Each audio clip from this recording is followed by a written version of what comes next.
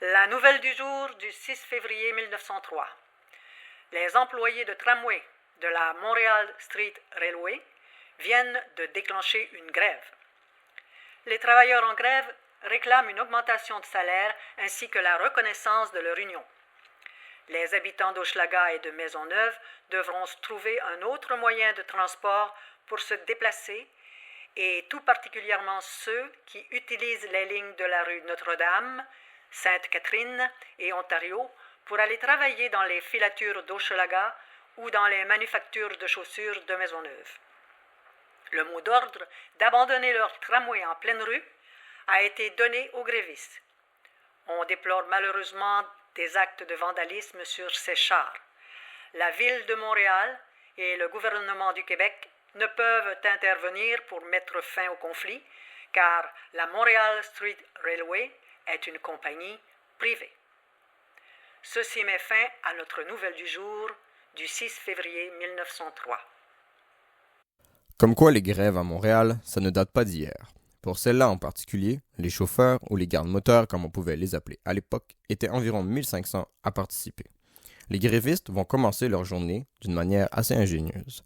Pour empêcher l'utilisation de scabbers, c'est-à-dire l'utilisation de gens normaux pour remplacer les employés réguliers durant le temps de la grève, par la compagnie, ils vont comploter dans la froide nuit du 5 au 6 février 1903 pour empêcher les tramways de sortir de leur dépôt. Comment ils vont faire ça? Ils vont verser de l'eau sur les rails, qui va, elle, geler et empêcher la sortie des dits tramways. Ensuite, le lendemain matin, ils vont marcher jusqu'au bureau de la Montreal Street Railway, au Vieux-Port, pour faire pression sur les patrons. La compagnie flancha assez vite et consentit une augmentation de salaire de 10% à ses employés, ainsi que la reconnaissance de leur syndicat. Tout ça 2 jours seulement après le début de la grève. Mais bon, Montréal étant Montréal, la paix syndicale va pas durer très longtemps. Juste 3 mois et demi après, une autre grève recommença de plus belle.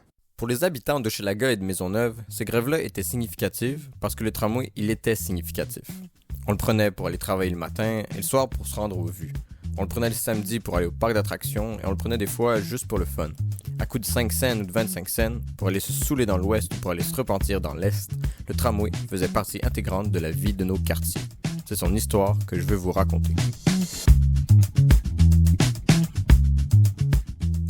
Vous écoutez les Mémoires de MHM, un balado produit par l'atelier d'histoire de Mercier-Hochelaga Maisonneuve.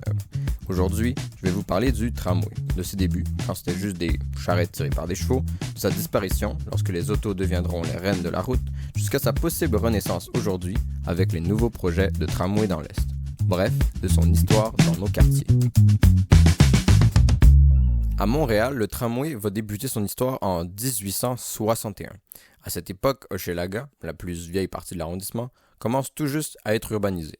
C'est encore de la banlieue, on peut dire. Les tramways de l'époque ne se rendent pas jusqu'à nous, faute de demande, mais aussi de moyens efficaces de se rendre. En effet, en 1861, les tramways, vous seriez peut-être même pas capable de les reconnaître. C'est des wagons sur des rails, ouais, mais ils sont pas électriques, ils sont hippomobiles, c'est-à-dire qu'ils sont tirés par des chevaux. Ouais, c'est pas l'idée qu'on s'en fait aujourd'hui, mais c'est jusqu'en 1892, 30 ans après que les tramways sont arrivés à Montréal, qu'on commence à avoir des tramways qui vont être totalement électriques. Ça va être un changement bouleversant. Il y aura même des gens qui vont être contre l'électrification des transports à l'époque. C'est aussi à cette époque, dans les années 1890, qu'on va voir le tramway s'étendre dans l'Est. Peut-être que vous vous demandez pourquoi est-ce qu'on a attendu à l'électrification des tramways pour s'implanter vraiment dans l'Est. Faut dire que les tramways à cheval, hippomobiles, ils ont des pointes de vitesse à seulement 8 km/h. Donc si tu pars de P9-Notre-Dame pour aller à la basilique Notre-Dame au Vieux-Port, en comptant tous les arrêts, ça va prendre à peu près 1 heure te rendre, c'est-à-dire à peu près aussi long que d'y marcher.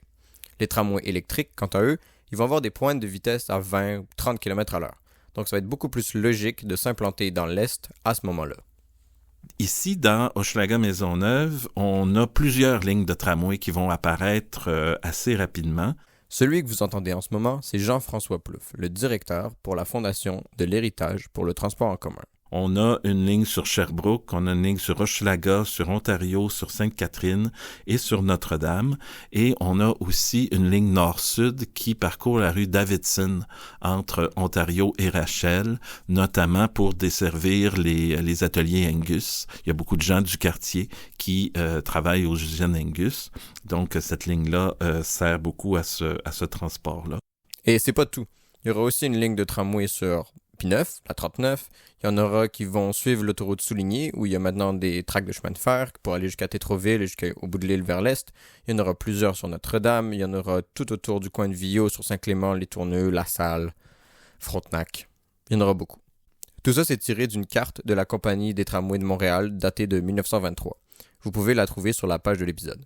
Ça, c'est si vous avez envie de pleurer parce qu'on avait un gros réseau structurant de transport en commun qu'on a défait. Mais bon, ça c'est pour plus tard. Pour le moment, on parle de l'implantation des tramways dans l'Est. Fait que rapidement, au Hochelaga, il y a des tramways qui arrivent. Oui. Mercier, ça prend beaucoup plus de temps. Mercier, en fait, il faut savoir que le quartier Mercier, jusqu'aux années 60, était un quartier qui était essentiellement agricole. Il y a des vieux résidents de Mercier qui me racontaient que jusqu'au milieu des années 60, il y avait encore des barrières sur la rue Notre-Dame pour arrêter le trafic, pour faire traverser les troupeaux, pour aller d'un côté à l'autre, puis dans les pâturages du secteur occupé aujourd'hui par le port de Montréal. Donc, c'était un secteur qui était beaucoup moins densément peuplé. Et par contre, il y a eu assez rapidement des lignes de tramway qui s'y sont installées, entre autres parce qu'il y avait une attraction qui attirait des gens de tout Montréal dans le quartier Mercier, qui s'appelait le Parc Dominion. Le Parc Dominion était un grand parc d'attractions qui était situé sur la rue Notre-Dame, près de l'actuel tunnel Louis-H. Lafontaine, du côté sud, près de l'usine Catelli, là, dans ce coin-là. Et donc, ça attirait, de 1906 à 1937, ça attirait des milliers de personnes vers cette installation-là. Et donc, rapidement, il y a eu sur la rue Notre-Dame une ligne de tramway qui, d'ailleurs, se rendait jusqu'au bout de l'île. Et il y en avait une autre sur la rue Souligny. La voie ferrée qu'on connaît bien sur la rue Souligny, à l'origine, c'était une voie ferrée de tramway.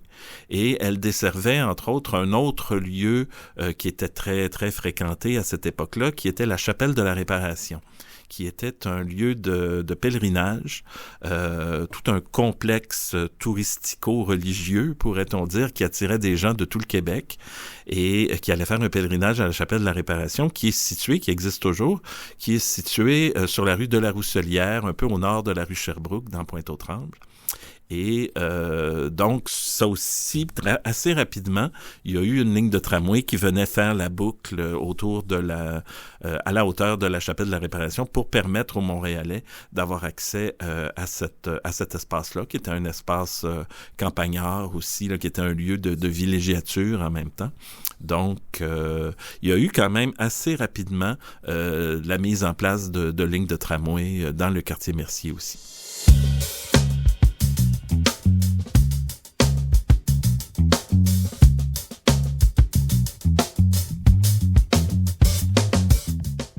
J'imagine que vous vous en doutez, mais le tramway y était assez populaire à l'époque. C'est pour ça qu'on avait justement autant de lignes dans le petit territoire de Hochelaga-Maisonneuve et qu'il y avait même des lignes qui allaient jusqu'au bout de nulle part, Mercier. À l'époque, bien sûr. Aujourd'hui, c'est bien. Puis il fallait que ce soit populaire pour justifier ce nombre de lignes. On a tendance à l'oublier ou juste à pas le savoir, mais les compagnies qui géraient le tramway à l'époque, c'était des compagnies privées et à but lucratif. C'était pas comme la STM. Il fallait qu'elles en tirent des profits. C'est jusqu'en 1951 que ça va être comme ça. À cette date-là, on va passer à un système public. Ça va devenir la Commission des transports de Montréal qui va commencer à gérer les tramways. Et ces compagnies privées, elles en faisaient du profit parce qu'elles avaient beaucoup de clients. Il faut dire qu'en 1950, c'est seulement 12% des déplacements personnels qui se faisaient en voiture. Il était estimé, cette même année, que 80% des citoyens de la ville de Montréal utilisaient le transport en commun. En grande partie le tramway, mais il y avait aussi des autobus. C'est d'ailleurs cette année-là qu'on va enregistrer un record d'utilisation avec 370 millions de passages dans le système de transport en commun de Montréal. Juste pour vous dire, la STM, elle calcule qu'en 2018, c'est 365 millions de passages qui ont été faits, c'est-à-dire 5 millions de moins qu'en 1950, malgré une population vastement plus importante et un territoire plus grand. À Hochelaga-Maisonneuve, on pourrait penser qu'on constituait une part importante des déplacements effectués en tramway, étant donné que la population du quartier elle est élevée et qu'elle est ouvrière, et que le tramway, ça coûte pas bien cher. Mais à cette époque, les gens vivent beaucoup plus proche de leur milieu de travail, et habituellement, ils vont simplement y marcher pour s'y rendre. L'autre activité importante, c'est-à-dire se rendre à l'église le dimanche, est aussi faite à la marche. Le nombre de paroisses dans Hochelaga-Maisonneuve est très élevé, et donc il n'est pas compliqué de s'y rendre à pied. Mais bon, évidemment, les habitants d'Hochelaga-Maisonneuve utiliseront le tramway. Il faut savoir que jusqu'à la guerre, jusqu'à la Deuxième Guerre mondiale, les gens, plutôt que d'avoir un travail qui est à distance de leur lieu de résidence, les gens viennent s'établir près de leur lieu de travail. Donc, dans Hochelaga-Maisonneuve, il y a beaucoup d'usines de chaussures, de textiles. Il y a les Shoppingus, il y a les chantiers navals Vickers, plus dans l'est du quartier, dans Viauville. Il y a la biscuiterie Vio, il y a un tas d'usines qui existent. Il y a une vie industrielle très forte et donc, les gens résident à proximité de leur lieu de travail. Et on a l'habitude de dire qu'ils vivent dans une espèce de triangle qui est formé par la maison, le logement, l'usine et l'église. Donc, c'est les trois endroits qu'ils fréquentent régulièrement, qui sont tous dans un secteur. On connaît le très grand nombre de paroisses qu'il y a eu dans Hochelaga-Maisonneuve. À un moment donné, il y en a eu jusqu'à une dizaine dans ce petit territoire de la rue Viau jusqu'à la rue Moreau. Donc, ils utilisent pas sur une base quotidienne nécessairement les transports en commun. Ils les utilisent davantage pour des sorties. Et donc, le transport par tramway, notamment, s'adresse pas nécessairement aux ouvriers, surtout. Il s'adresse à des gens d'une classe plus moyenne qui a la possibilité d'abord, qui pourraient travailler dans les immeubles à bureaux du centre-ville ou dans les magasins du centre-ville. Et aussi, ça sert beaucoup pour le divertissement, pour les sorties, toute la vie nocturne du Montréal des années 40-50, en particulier, surtout après la guerre. Tout le secteur de la rue Saint-Laurent, par exemple, qu'on connaît bien, avec les boîtes de nuit et tout ça. Les cinémas sont très, très, très, très fréquentés à cette époque-là. On n'a pas encore la télévision. La télévision n'est pas encore démocratisée. Elle va apparaître seulement au milieu des années 50. On a la radio, mais on aime beaucoup ce qu'on appelle les vues animées. Et donc, on prend les transports en commun pour aller dans ces endroits-là, davantage que pour une utilisation quotidienne là, pour le travail. Là, je vais vous lire un petit témoignage simple d'un homme prénommé Gérald qui nous explique c'était comment prendre le tramway dans les années 50, quand lui, il n'avait que 12 ans. Le tramway de mes 12 ans, par Gérald Vincent. Quand j'étais jeune, le moyen de transport qu'on utilisait le plus, c'était le tramway. Il y avait aussi des vieilles voitures, des Ford 1937 et des taxis. On payait pas bien cher pour le tramway. Je pense que c'était 10 ou 15 cents. Avec mes amis, je me promenais d'un bout à l'autre de la ligne. J'avais à peu près 12 ans. On faisait ça pour s'amuser. Il y avait 2 voies. Arrivé au bout d'une voie, le tramway changeait de côté. Il me semble qu'il virait à Delorémier dans l'ouest et qu'il allait jusqu'au bout d'Ontario dans l'est, jusqu'à Viau, je pense. Quand on voulait aller plus loin, on prenait l'autobus ou le taxi. Mais ici, dans l'Est, il y avait des usines et tout le monde travaillait à la même place, dans une compagnie de coton. Ceux qui travaillaient à l'usine habitaient dans le quartier. Ils allaient travailler à pied. Ceux qui prenaient le tramway travaillaient dans l'Ouest. C'était plutôt du monde qui travaillait dans les bureaux. On a eu des tramways jusqu'en 1959. Après, ils les ont enlevés parce que c'était trop de problèmes pour les autos. Les pneus des voitures n'étaient pas bien larges dans ce temps-là et les autos restaient prises dans les rails. Comme Gérald Vincent, l'homme dans le témoignage, vient de nous le décrire, on dira souvent que c'est les autos qui vont tasser le tramway de nos voies publiques.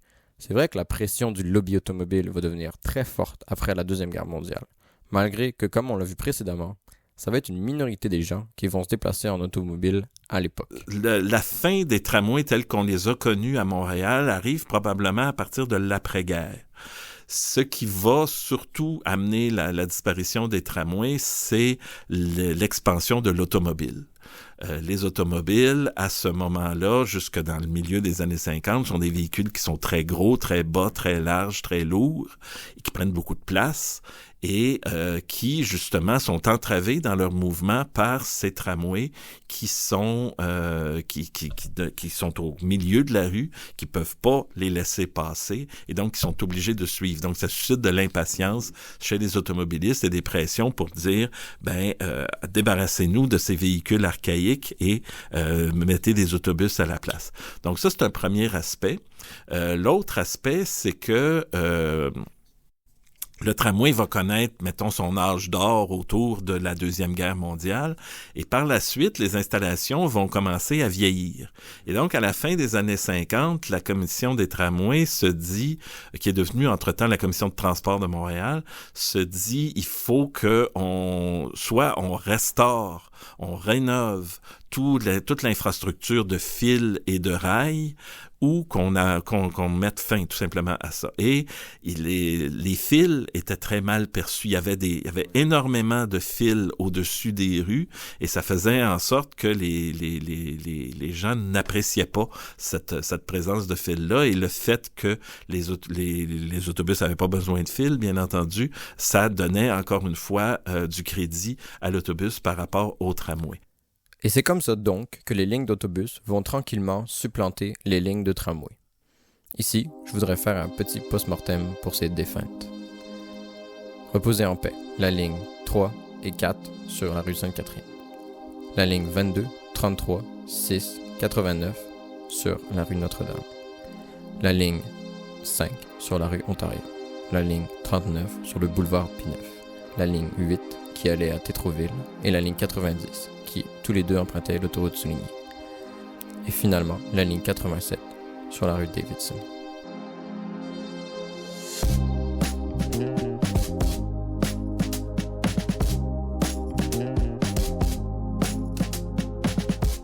Aujourd'hui, on s'intéresse de nouveau au tramway. Pour ceux qui ne le savent pas, il est imaginé qu'une ligne de tramway pourrait desservir l'est de la ville de Montréal en empruntant Notre-Dame. C'est-à-dire qu'on partirait du centre-ville jusqu'à Pointe-aux-Trembles. Le projet, il paraît sérieux. Des plans sont prévus et j'ai même entendu dire qu'on avait déjà commencé des travaux préliminaires pour avoir un réseau structurant sur Notre-Dame. Mais comme on l'a vu avec Jean-François Plouffe, on n'a pas décidé de se départir des tramways pour aucune raison. Pourquoi est-ce que refaire une ligne de tramway serait une bonne idée sur Notre-Dame aujourd'hui? Qu'est-ce qui serait différent cette fois? C'est quoi les différences entre le tramway d'hier et celui qu'on va faire aujourd'hui ou demain? La principale différence, c'est que les tramways actuels, les projets de tramway qu'on a actuellement, sont pour le transport de plus longue distance. C'est-à-dire qu'on va prendre les gens dans des secteurs qui sont plus loin, plus éloignés, pour les ramener vers le centre. C'est un peu une alternative au métro, si on veut. Les tramways les lignes de tramway qu'on a en tête, si on était il y a 30 ou 40 ans, puis qu'on avait plus de budget, on ferait probablement des lignes de métro à leur place. C'est donc une alternative moins dispendieuse que le métro, mais à peu près d'une efficacité comparable, on peut dire, compte tenu de la densité de population qu'il y a dans ces secteurs-là. Ce sont des véhicules qui vont rouler en site propre, donc en voie réservée, tout le long de leur chemin, donc qui en principe n'entraveront pas la circulation, et qui vont avoir une route, un itinéraire très, très linéaire, et qui vont servir davantage et principalement à la circulation de transit. Donc, ils vont amener les gens de l'est de l'île vers le centre-ville, plutôt que, comme ça existait anciennement, de faire des tramways de proximité, là où on va se promener dans différents quartiers. Mais pour du transport de transit, du transport plus longue distance, faute de pouvoir faire des lignes de métro, on va choisir de faire des lignes de tramway il y a aussi des considérations environnementales, évidemment. Ce sont des véhicules électriques. On n'avait pas conscience de l'apport environnemental qu'amenaient les anciens tramways montréalais c'était pas une priorité à cette époque-là. Donc, ça n'a pas joué dans l'équation. Mais aujourd'hui, effectivement, les tramways sont des véhicules plus écologiques que les autobus diesel qui eux aussi tendent à disparaître. Donc c'est la grande différence là, c'est ça, c'est le fait que c'est surtout pour des longues distances qu'on va avoir recours au tramway, contrairement à ce qui existait avant.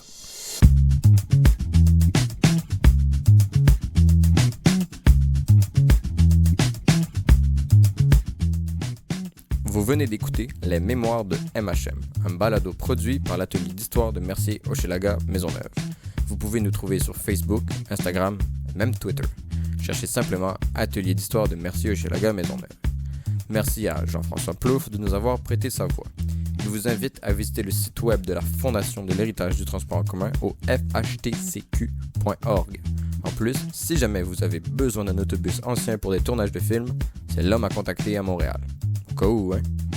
Merci aussi à Gérald Vincent pour son témoignage. Merci aussi à l'équipe du podcast, André Cousineau, Diane Savard, William Gaudry et Régent Charbonneau. Merci à Clovis Lamarre pour la musique, l'enregistrement et toutes les choses techniques que je ne comprends pas. Un merci particulier au programme Patrimoine montréalais, géré conjointement par la Ville de Montréal et le ministère de la Culture. Cet épisode a été écrit et réalisé par Mathieu Mazot, c'est-à-dire moi. Merci de votre écoute. Ataja Studio Production.